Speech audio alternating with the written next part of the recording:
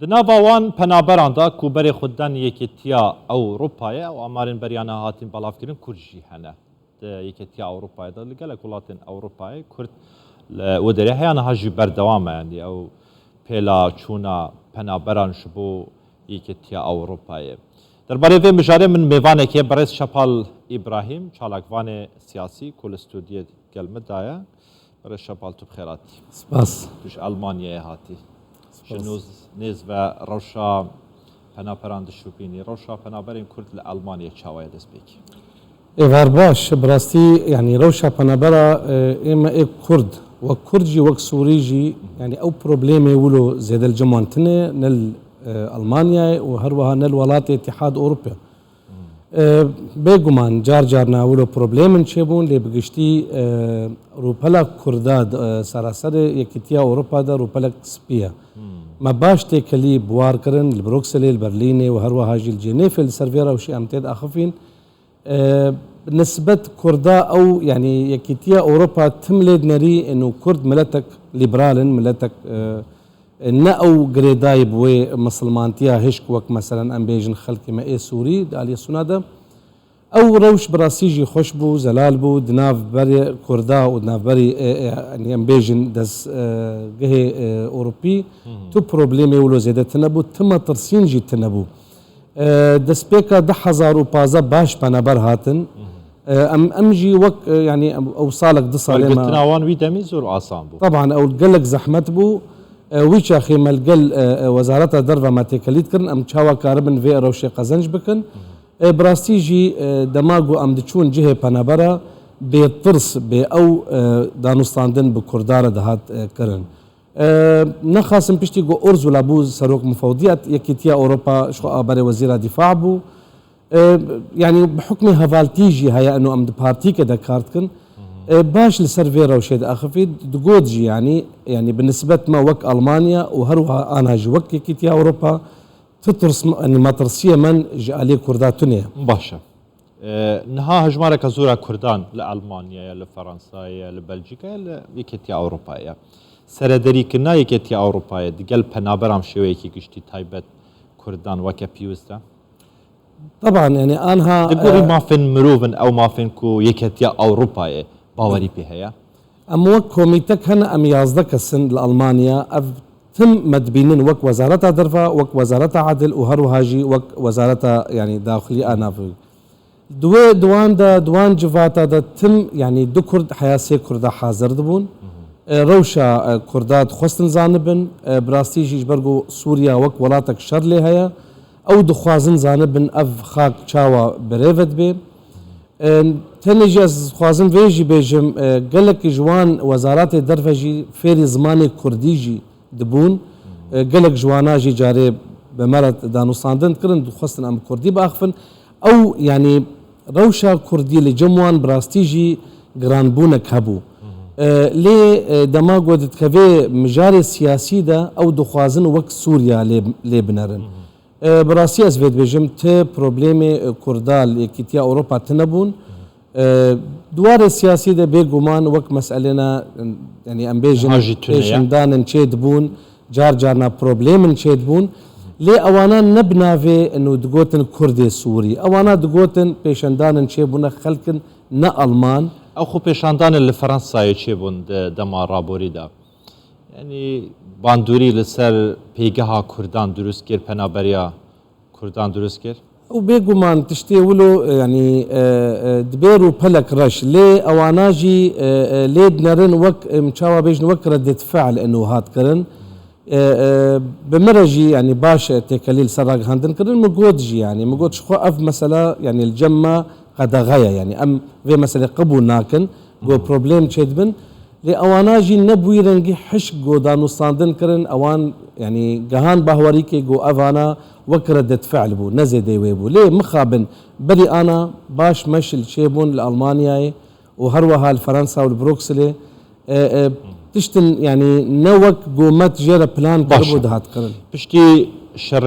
اوكرانيا وروسيا كو اف نزيك دبج صالحكي بنابر زور بون پنابرین اوکراینیا هاتن یکیتی اروپایی و پرسه باندوری لسر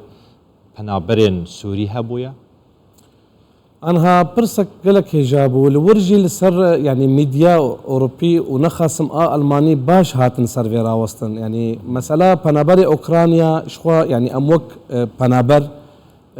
لور أم ريزو حرمتش بنابر ديجر جدقرن براستيجي ألمان بروشك دي دانوستاندن القلوان كرن ده 2015 روشا سوريا جي أم كارن بيجن نزيكي ويبو ليه بشتي وي هناك بروبليم تشيبون براستيجي يعني اسكارن بيجم قالك الالمانيا نقبل كرن جي كرن والديجايتيه انجلا ميركل جي كرن جو تشما اف بنبر هاتن ليه اوكراني دما هاتن المانيا بروشك ديبو او انا ليد نري وك او عيني ديانتا عيني زمانه عيني امبيجن كولتورا برنجكي فرهيب واردانستاندن ما في جوجوار هاد بيشكش كرن نوجو او ما هات پیشکش کردن جوان پنابر دیده لی دیسا از وید بیجم مروفانتی عینی مروفانتیه از بخوی یک جوان کسامه یاگو از لگل الیکاریا وان پنابر کاک شپال هیان هاجی پیلا پنابران بردوامه لسوریه لگل کلاتین دنجی اگر نها کردی روشاوای کردستان لما بنیریتن ی باشوری کردستانی جی باکوری کردستانی جی بله با آسانی دکاره بگه یکیتی اروپای با آسانی دکاره به خودان اقامه دیگش ولاتین یکیتی اروپای تایبت سوریه چون ها سوریه شرطی ده هیا آلوزیتی ده هیا نبونا آرامیتی ده هیا و بکار بید به آسانی بگهیتن أنا بالنسبة ما في بنابرة يكسر ددن سوريا يعني هل ما بقيتن شو جرى بقيت شو وقت به حيانها سوريا وقت الليستا إنه شر لي هيا بس أو يعني أمبيجن ما في بنابرة وقت بري أو ما إقامة سياسي وانا وإقامة سياسة حبك كين بنا لي كسك سوري بما في أو نبويا تاني أو بريارة دبلني أو قانونا دبلني دماغو بس ما ويل ولاتك دي ترهبه او دخوازن حياة جواتين وافقرن ليه اسكارن بيجم زيدي 4000 كرد لألمانيا بس ما بلغاري الجموان هبون وبس ما يوناني وصربي الجموان هبون ليه كسفة نقراندن يكجي نهاد فقراندن رابورت جوار دان ديار كرن وبراسيجي ما قالك رابورت جي امنستيجي مجوار تقديم تكرن قو روشا واء نفسي نا دورستا جبر ولوجي براستي باش دانوستاندن في نها لتركيا نزي 9 مليون پنابرین سوری هنه ترکیه درگیر خوان لهمبر پنابرین سوریه وکرن نزی 9 مليون پنابر لترکیه هنه دنگو هيا آسایکنا پیوندین انقره و شامی دست بگیره در روژه ویده هیا تو بخود زانی ترکیه دبیجه امی حول بدن که روشی آرام بکن وان پنابران وگرینن بشک جی دبیجه بداری زوریه بنارین آتا آسایکنا پیوندین ترکیه و سوریه وان پنابران دیکنه قربانی و ببن قربانی آسایکنا پیوندیان خابن و ببن قربانی اجبر اف یک جوان خالی گو نج ایرو دل سر کارت کن دسپیکا شورشا سوری دا پیوندی قط نبوند ناف ترکا و ناف رژیما سوری دا پنابرجی اونجی شوپینن بیچاوا پروبلیم ترکیا بخوچه بونا نقبول کرنا و انا ددن خویا کرن گو ام نما في ملتي قبول کن برغم افنت باش علي كاريجي دروشا ابوريا تركي دكر لي اف امبيجن او كسي راست يان كسي يمين افيغو درت كفن المانيا جيولو هنا لي باش بروبليم شي بونت بهور يا مدى ويخش في امبيجن في زحمتيه قول تركيا ويخش وان خلاص بكن بنابري سوري مخابن باشا اف اصايكنا يا بيوانديا ويستر بكيفيتن ازولو گمان کم گو روشا پنابر سوری و یک جوان خالی گو گفتگوی ده آنها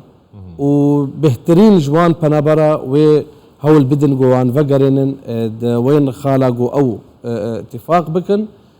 فمخابن طبعا از بيت بيجم ياد دواجي ما باش القل حكومتي ما يعني الماني ما دام مستندن كر القل ارزولا ما خست ام هنك بنابر دي ام كاربن بين المانيا لي او زحمت بنابرين كرد ما بس بنابر كرد وسوري بين المانيا بلي ما ام دبن دوسي انا دا ما كارت كر بس افكارك خراب نيه نا او زاني كردستان بين المانيا ديمقراطيه روشافاي كردستان ويتيك بچا نا اد روشافاي كردستان دا ما هول دا ال هريما كردستان الفيدري وتركيا ولبنان قالك مالبات هبون أفيك خلقي وان زندانا دبون جبرقو از زويرة وشي دكارتكم ما قالك هولدان قوزارو كيوان بيرك كيوان جبرو شواك قالك خرابو مخابن او بريار برلماني الماني درنكت باشا كاك شفال اگر بيت اف اسايكنا پيوانديان سر بگیره چاره نویسه کردان وی چی بیتن وی کرجی ببنه قربانی يعني نتني كرد بهوريا مدى يعني قلق جملتي سوريا ببن يعني قربانيه في دانو ساندني هاندا جو بسركه في كرد بيجومان يعني درجه يكن ما بيونديجي باش اللي قال وزاره در فكرن سيرفيرا وشي ما ترسينا وانجي تدا هيا واوجي اشكارج مرد بيجن دوار الدبلوماسيه تدا بيجن يك جخالي جو نيزيك بونا حردو اليا ويلسر كردابي فأزي نظام بمبراسي يعني أو كيجان درجة بي كاربن قال كردا دا نصاندني بكن لي بيقومان ويتعدك بالكردارة لي أزبه ورمجي يعني كرد وقت بري ضحى زارو يازدجي زورة يعني أو أنا بفيرا روشيرة دا نصاندني بكن روشا كردي فناقري بري ضحى زارو يازدها لي براسي ام باش مترسين ام القلوي ام تشوبينن روشا كردان دما ترسي دا اف زانيارين تدبيجي يانجي شروفيتنا باش زانيارين جمع هنا براستي وقالك تشجي ام قيانة دا نتهني يعني جبو انها دما عفرين دجي مزانيبو ويتشتكو ساتشي ببيج برقو جفاكا ناف دولتي ناما قالك ديتا برنجكي نمباشر نامج مرة أنا جهاتن جو كرد القل هفدو اتفاق نكن وبريارك أمبيجن لقل تركيا والقل ريجيما سوري بيواندي تشنبن وروش باليكي خراب دشيش برقو روسيا مخابن أو بفي رولي درابي زور باش وهيفي دارم يعني آرامي لسراسري السوري وهروها جي روجافاي كردستان بريس شبال إبراهيم شالكواني سياسي الاستوديو ديال ما بيجالك سواس